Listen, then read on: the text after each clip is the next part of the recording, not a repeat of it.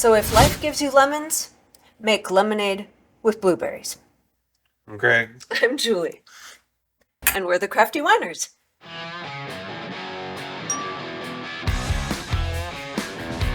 So we have a video that we put out that shows you how to make our base lemonade product, if you want to call that, our base hard lemonade. This is an add-on video. This takes that base lemonade and makes it blueberry lemonade. So you need to have watched our lemonade video or have your own lemonade, I suppose, if you want to do it that way. So we have some blueberries, we have an infuser, and we have our hard lemonade. We added 1 can of frozen, I think great value lemonade concentrate to this to sweeten it a little bit and also add some flavor back in. Anytime you ferment lemonade or apple juice, apple cider, it loses flavor. Mm-hmm. So a lot of times you're going to, depending on what you're going to end up doing with it, you're going to want to add some flavor back in. So this does have that 1 can per gallon added back in. We've also racked this, I believe, twice. Mm-hmm. So that's why it's fairly clear right now. That's going to change in a minute. We racked it at the, basically, I don't know that this is exactly the same lemonade that we've used before. I think actually this is the one we used to do the video. I think you're right. But so we rack it there to get it out of the primary fermenter. We put the stuff in that we need to slow down future fermentation, the potassiums, the bentonite, and so forth. After that's had at least a day, we put it into the refrigerator to cold crash for about 3 days, and then we rack it again, and that's how this gets to be as clear as it is. This was called blueberry lemonade from the beginning because she had an idea that she wanted it to be blueberry lemonade. So that's, even though it doesn't look like blueberry lemonade, the batch note says blueberry lemonade. So I was planning ahead. We have already adjusted the pH on this. Probably not down as low as it needs to ultimately be. We put it to 3.95. If you don't understand pH, we have a new pH video that we just did recently. However, putting fruit and other things into it can change the pH, so we'll check it again. It probably will. So we probably won't check the pH until after we've let this sit in there for up to 6 days. We check it every 3 days to see how it is, and then on the 6th day we'll be very strongly wanting to get the fruit out of it. So this is, I'm just using great value frozen blueberries that I defrosted. You can also use fresh blueberries if you want to. If you use fresh blueberries, you're going to want to freeze them. It breaks the cell walls and allows the juice to come out a lot easier. So it doesn't matter if you're using fresh or frozen, freeze it and defrost it or let it defrost. She actually put this in the microwave to defrost, and there's nothing wrong with that. I used the defrost setting. Don't let it cook. No. Yeah. Don't put them in long enough that they start losing or getting a cooked flavor. I'm going to mash these, and she said that this was a little over half a pound of blueberries by weight. Yeah, it was 8.6 ounces. I'm mashing these up. You can use a potato masher or something, but it doesn't really help, I don't think, that much with blueberries. A spoon does just fine. With larger fruit, you might want to use a potato masher. Blueberries are pretty easy to mash. You want to make sure that none of them are whole. They all are able to easily lose the juice that's in them. You don't need to use an infuser. You could put these directly in. It just becomes kind of a pain to get the juice out without bringing the berries carcasses with it. That's morbid. So keeping the blueberries were living organisms. Putting these in an infuser or putting them in a bag or cheesecloth or whatever makes it a whole lot cleaner, and you lose a lot less of your hard lemonade when you're racking it the next time, trying to get it out of the berries. Okay, so that's pretty good. So this is what it was defrosted in. I have another container that I'm putting my infuser in that's going to catch the juice. That allows me to just spoon all this stuff right into the infuser. Otherwise, we make a really big mess. And lose the juice. And I'm going to stuff this thing as full as I can, or until I run out of berries, whichever comes first. And we do know, because we've done this a few times, that about half a pound is about what we're going to fit into this large size infuser. And then we get a lot of juice out of it too. I'll link this infuser. Came from Amazon. We have this size, 5 or 6 of this size infuser, and then we have some smaller ones too that we occasionally use when we don't have any big ones left, usually. Okay, so I have most of the berries into the infuser. There's still obviously some juice here. And what are the odds that I can get it into our gallon container without making a giant mess? Oh, good job. We need a sucky thing, though. The technical term for this kitchen utensil is sucky thing. But they have other names, I believe. Turkeys call them something else. Try to get all of the little pieces of fruit juice can. So now I can put the top on the infuser. Which we should probably explain this thing. Yeah, this is a fishing bobber. And it will stay on the top of the liquid so that it's easy to get the infuser in and out. Otherwise it's not. Otherwise it's very much not. We are going to use this sucky thing one more time in a minute. So I'll go ahead and put the infuser in. And then the rest of the juice that came out of the infuser goes in. Lots and lots of juice. It looks great. Spoiler, it's going to taste great too. This is our favorite lemonade recipe so far. And that's it. So we're going to put this back into our fermenting room for 3 days. 3 days. We'll check it in 3 days. It'll probably be ready in 3 days. If not, it'll get more time. But we'll talk again in a few days. So it's been 6 days because we got busy, so we didn't check it after 3. I do want to point out before we do anything here that there is a layer of sediment at the bottom that is accumulated. This is very nice and clear right now, but with what we're going to be doing right now, it's going to stir all that up, and it's not going to be nice and clear anymore. If that is a problem for you, if you don't like that, you can pull your infuser out and rack this into another container to lose the sediment. We're going to do it a different way, though, because we have not tasted this yet. We don't know that it is as blueberry-y as we want it to be. So we're going to go ahead and allow that sediment to get stirred back in, and then we will put this in the fridge for 3 days to cold crash it before we bottle it. When we force carbonate this, because that's what we're going to do, we rack it from this container into a keg, and that will serve the purpose of mixing all this up in case there are pockets of sugar or things that are not stirred up well. So we can rack it right off the sediment that's at the bottom, and that sediment won't get into the keg that we're going to first carbonate it in. So I see some nasty looking pale blueberries floating around in here too that somehow... Oh, yeah, they escaped. Somehow escaped. I'm not quite sure how they escaped, but it's only one actually that I see. But so the first thing that I want to do before we taste this is try to get some of this flavor that might still be in the infuser out of the infuser. So I do that usually just the first couple of times, dunking it, get some of that juice out. It won't all come out. And if you tip this to the side, you can get more of the juice out. One fail-safe way of doing this is to put it in a container like this on its side and let it sit for an hour or so. And most of that juice is going to drain out into the bowl.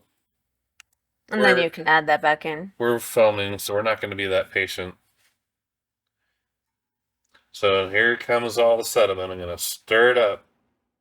Yep. The first thing that I need to do before we worry about flavor is check the pH. pH needs to be done before you do flavor, or you're going to be chasing your tail. Because when you adjust the pH, you're going to change the flavor, and you're going to probably have to add more flavor, more sweetness. So we're going to check the pH now, and it's probably going to be close to what it was before. All we care about is it being 3.8 or less right now. And then if we end up wanting it tartar, more tartar, not the stuff that's in your teeth. Thank you for clarifying that. We don't want that kind of tartar. So the pH did drop on this, and that's not abnormal because the fruit had a lower pH. The juice that was in the fruit had a lower pH probably than what our lemonade was. It's 3.57, so it's quite tart. It is. We do not need to adjust that from a preservation standpoint. Nope. Anything 3.8 or less is going to be fairly shelf stable. The lower the pH, the better the shelf stableness. And you can watch our pH video to understand why. But yeah, 3.57 is fine. So you've got the note. I have the note. I will fix that so that I do not have the note. Yeah, that's a great pH. So I'll go ahead and dump in whatever juice has accumulated at the bottom of this. But again, the longer you let that sit, the more that's going to come out. And then I'll stir it again, and we will do our first of probably a few different tastings of this. See, I got out these adjusters for no reason. Don't you? We would have used citric acid if we needed to lower it, because this is lemonade. We don't use citric acid on most things. Yeah, this is lemonade is It's really actually the only thing. one we use it on. Citric acid is just not a good thing. I'm going to clean this off so that it doesn't dry on my sensor, and then we'll continue. So what are we drinking today? Oh, we are actually drinking this, except for after it's been adjusted and carbonated. It's the last batch we made. Yep. And it turned out really good, and It's we yummy. want this batch to taste very similar to this because it's good. It's really one of my favorite things we've got right now, I think. So that gives us something to taste by. Now this is carbonated, which changes the taste. so this is not going to taste just like this, but Well, it's definitely not right we now. have a batch note from this batch too that tells us exactly what we did to get it to taste the way that it does. So, Woo! Yeah.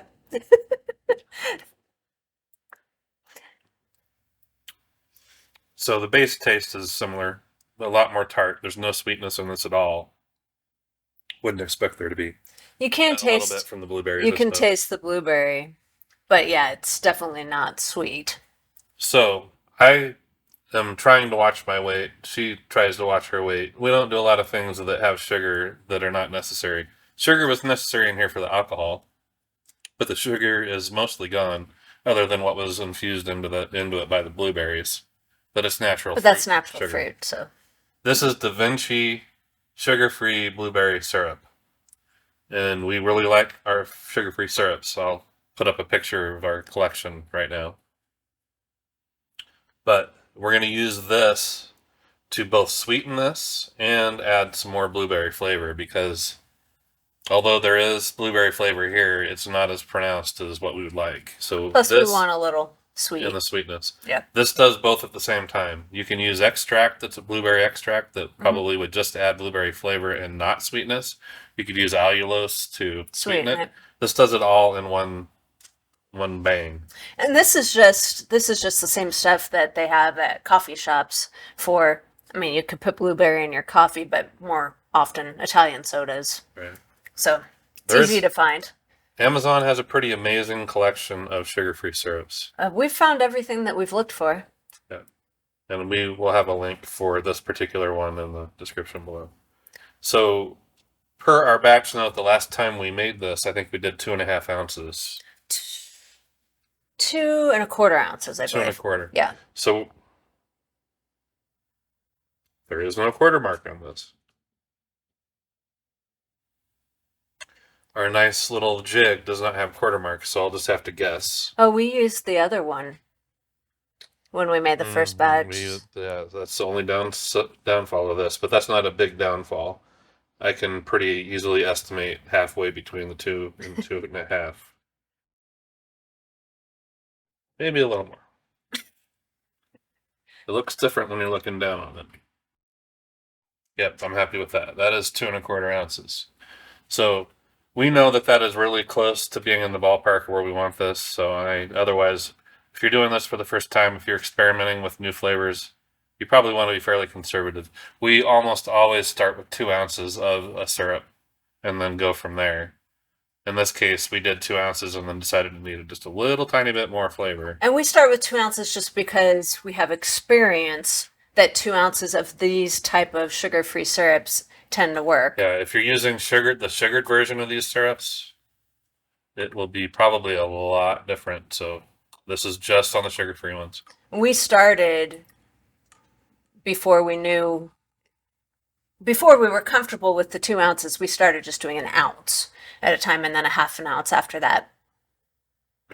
Extracts can vary if you're talking about an extract versus a syrup. They can vary very much, pretty greatly between brands and even the same brand, two different flavors. So we will have a lot more of these videos coming out. So just watch for them. Okay, let's taste this. Again, we're not expecting it to taste real close to what we're drinking right now, even though it's the same exact recipe, because it's not carbonated yet. And the carbonation changes more than just making it bubbly. Yes, it makes does. some flavors more pronounced, some go away.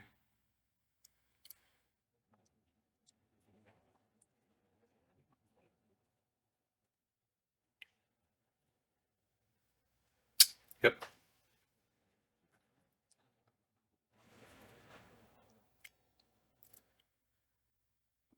It's pretty close. I almost think it could use another 1/4 ounce. Wouldn't hurt. That you have a hard time measuring Do you want me to do a half? Or do you want me to get the other jig? Or do you want me to guess at it again? Well, I might have been a little bit less because of the fact that that's I was guessing. That's true. Let's see if you agree that I guess I didn't realize that this one didn't have. Otherwise, I really like this, but if you're having to deal Half. with quarters, the one that we have, So the other one that we have close. is metal, and it only goes up to 2. 2 or 2. It just goes to 2 total. Okay, so we're saying that this is pretty close to another half. So she's going to write down on our batch note that we added another 1/4. There are reasons for other than me making mistakes on measuring, this may not be the same exact juice that we used before. That is true. So it's still kind of, even if you have a recipe and you do something differently, it's still kind of a taste test situation. There's no problem with that. Nope. I don't think either of us mind. We don't mind tasting it. Except for the first couple times we tasted that pomegranate stuff. Oh, yeah. Sour. Okay, yeah. I think. Yep, that's good. So that's it. This is done. It's ready to be forced carbonated. We have a video on forced carbonating. You can also probably naturally carbonate this, and actually 3 days from today, our video on natural carbonation will come out. So it's already come out by the time you watch this video. So if you'd rather try to do it the natural way, you can, if you're patient. If you're patient and you use sugar-free syrup. Yeah, if you used sugar syrup in here, you'll probably end up with a bottle bomb because you're feeding your carbonation yeast too much sugar. Yeah. Natural carbonation is good in some cases, but forced carbonation works every time. So I think that's it. I guess so.